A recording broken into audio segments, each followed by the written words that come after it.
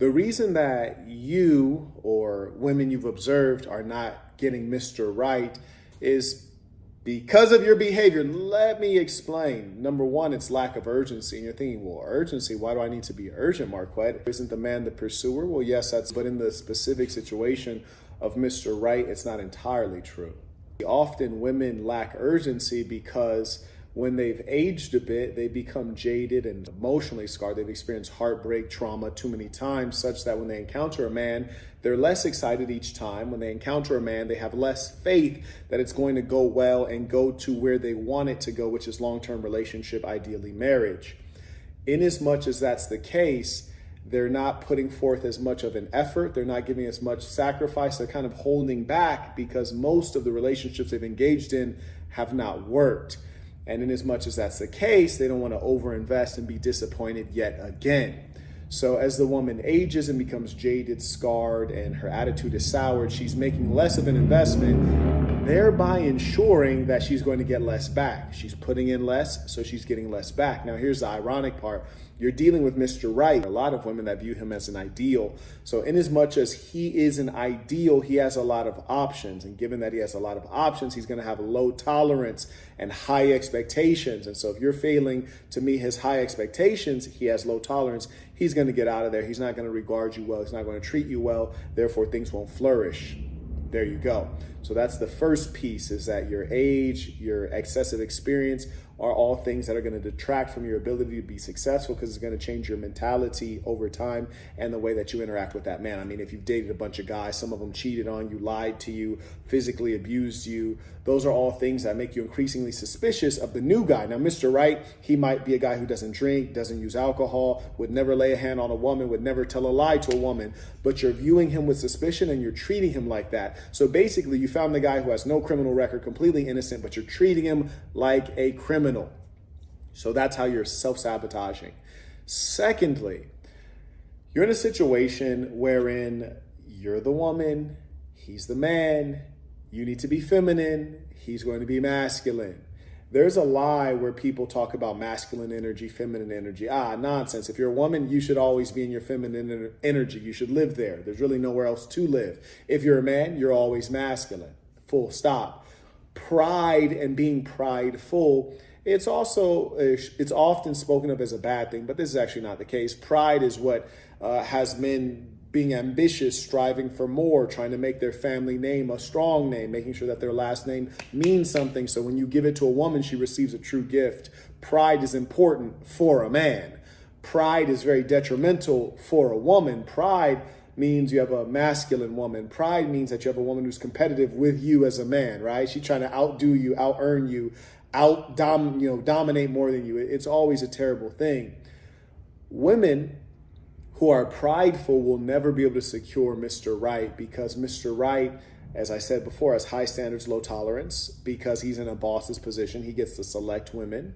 And remember, if you're a woman that's moving up in age, and by up in age, I mean you're 25 or older, a man who's, all the way up to his 40s, his early 40s, he pretty much can choose all the way down to 18. If he keeps himself in good shape, he's a good looking guy. He's at the top of the food chain. He has a very large swath of women he can select from. So as a result, when you're being prideful, masculine, that's a turnoff for all men. Being competitive, first off, you can't compete. It just makes the man look at you with distaste. And we say, Marquette, do you just mean like if I make more money than him? No, I don't mean that. And if we're talking about Mr. Right, in most cases, you won't make more money than him. But we're talking about competitive on basic things. Like, for example, a woman needs to know how to yield. She doesn't need to compete. What do I mean by yield? For example, I remember one time, and it disgusted me quite a bit. I was dating a young white woman, very slim, blonde, blue-eyed, good-looking girl, very, very slim. And I remember one time we were having a meal, and there were 2 pieces of salmon, and she gave me the smaller piece. It doesn't really matter. If I'm hungry, we can cook some more food or order some more food, whatever the case is. We're both well off. But just the fact that in her mind, you wouldn't give the man the larger piece, I found that to be very strange and distasteful, almost just like a slap in the face. But also showed me that she's prioritizing herself as though, like, she needs to be big and strong for some reason. I thought it was really curious. And frankly, if she would have asked me, hey, which one do you want? I said, oh, it's your decision. Then, go ahead. If you want the larger piece, go ahead. But to default to like, hey, take for myself, that's strange. And when we say a prideful female doesn't want to submit to a man. She doesn't want to yield to a man. A woman becomes prideful the more time she lives independently. So the more she's a strong, independent woman, the more time she has in that identity. I don't need no man. She's not living under her father's house. She's unto herself. The more time in that identity, the more we're going to see her cementing an idea in her mind that, I got to do it all myself. So she has her chest poked out. And the problem is that when she comes upon a man, her chest is still poked out. And that's very unattractive to us. We don't want to be in a situation wherein, she's trying to measure herself up against us. And I don't say this speaking, some guys have been in a situation where the woman earns more money than they do. I've not been in that situation, but maybe twice. And in fact, in both situations, neither of those women were prideful. Prideful, I know broke women who are prideful. Prideful is something that is in the personality and doesn't have to do with the economics. Another piece that we need to understand is that when a woman, and these things are all subpoints of the age, the jaded, and the scarred piece in terms of having lack of urgency. Because they're jaded, they're not urgent because they don't think they're going to win, on this particular go around with this guy. They don't know, they're waiting. If you don't make the man a priority, and I mean a priority overall, over your family, over your work, over everything in your life, then you're not going to be successful. And the only reason a woman doesn't make you a priority is when she's been living too long as an independent woman, or she's been raised with bad ideas. Her mother was a single mom, mother was a feminist, father was weak. When that's the case, the truth is that she's going to prioritize work because she's a career woman. When that's the case, she's going to prioritize family because she knows they'll always be there. And in prioritizing all these other things, that man who's very much so a worthwhile man is not going to stick with you because you're not showing him that effort. You're not instilling trust and faith, and he doesn't feel like he's the center for you, and he should. A man is the center of a woman's life because he helps her create family, which is everything to a good woman. For a man, the center of his life is his goal, right? Women say they want a man who can provide. Yeah, well, he has to be hunting down that goal such that he can earn well and he can actually provide. So that's a critical aspect of things, is each person having the right center of their life. And for a good woman, a family woman, a woman who wants a long-term relationship, she wants to be married, the man is the center. He has to be prioritized. And anytime I'm dealing with a woman and I find that she doesn't have a sense of urgency or I'm not her priority, I slide her to the side. I had two situations. This happens a lot with black women in particular. All women do this, but curiously, I've observed that black women seem to have a higher likelihood of deprioritizing the man. And I think probably just due to the high levels of illegitimacy. I don't think it's anything genetic.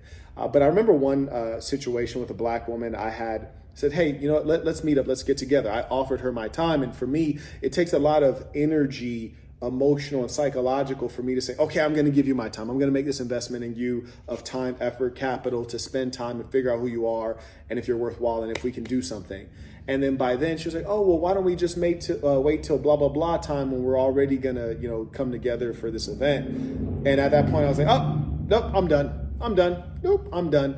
And the strange thing that women don't realize, just as much as a beautiful woman has a lot of inbound interest, a man who is at the top of his game has a lot of inbound interest. So if you want to not be urgent and wait, well, that's not a smart thing, because, if we were to wait a month, 50 women are going to shoot their shot within that month. And I assure you, someone's going to be just as good looking or better looking or more wealthy or, be more humorous or easygoing than you are. So it's just not a smart idea. You have to realize where there's value, and you have to go and try to capture the value as soon as possible. It's just not smart at all. Then there was another woman, and this one was even funnier, more comical. This was a Latina. And I said, hey, I'm going out of the country on this date. Let's meet up before then. And she says, okay, well, how do you want to go about this? We had a little bit of discussion. Both of our schedules are a bit tight. And then she says, oh, well, I'll still be here. Why don't we just do it when you get back? Okay, see, again, that's not very smart. First off, when I go out of the country, I book a one-way flight and I come back when I feel like it or when I have to go to court or something like that.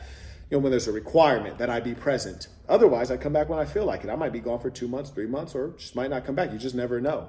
If I'm enjoying myself, I'm staying, or I'm going on to the next country. I have no obligations and I have a lot of capital. So, I'm a free bird. But when she said, oh, like, I'll still be here. And I was like, you don't live life with purpose. You don't live life with urgency, and family is not critical for you. So you're not trying to get your family established and set up. And I think the one was like in her mid 20s, like 25, 26, which to me is like, you're a little bit past my ideal age. So when she said that, I said, oh, well, no, don't worry about it. And she's like, whoa, is there an issue? I was like, no, there's no issue. Everything's working out perfectly. But, by the time I get back, I don't think I'll be interested at that time. And she says, oh, okay, well, that's disappointing.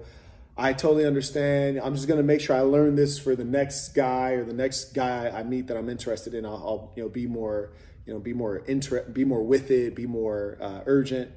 And in my head, I was thinking, see, that's your problem. You said the next guy. There's not a lot of guys like me. You're not going to meet a lot of guys who are well off financially, have good height, good physical appearance, good physical fitness, good physical hygiene, personality, articulate, humorous, well-known. You're not going to find a package like that consistently. You might never find another package like that, especially as you begin to age. So the fact that she thought like she was going to meet another guy like me, I was like, what planet do you live on? There's not a lot of guys like me. Like, for sure, trust me. You might find a guy who has everything except the good looks, or you might find a guy who has the good looks but no money, or you'll find a guy who has the good looks and the money and he's 5'4". You're just not going to find this package a lot. And I can tell that something's off here, because to you don't have any need to be urgent. And so women, men, I'm bringing this video to you because the reason women, you won't find Mr. Right is because you're not being urgent about it. Mr. Right does not need you. Mr. Right does not need you. And Mr. Right has time. You don't have time. The more time goes on for you, the more you actually need to be urgent. But ironically, the more time goes on for you, even if you are urgent, you're getting less return on your effort, less return on your urgency. So you should already be very urgent. If you're 25 or older, you should be extraordinarily urgent, unless you're planning to live your life as an unattached woman, a promiscuous woman. You don't plan on having kids, or you don't plan on having kids and a husband for the rest of your life, because I can assure you, you're going to end up with leftovers as a woman. And as a guy, I want to encourage you all to be very selective. Selection is key. And me, I don't waste time on beauty. I don't waste time on women who are not urgent, because there's an infinite number of women that are of age and urgent, and they don't have a lot of miles on them. They meet you, they're interested. They have that fantasy of love and that fantasy of family and what could be. They come from strong families. That's where I'm investing my time. So I just want to take out the time to share this with the ladies and the gentlemen. If you have any thoughts or comments below, maybe you've experienced some of these things, or maybe as a woman, you've struggled with some of these things, go ahead and comment below. I'd love to hear your feedback. Until next time.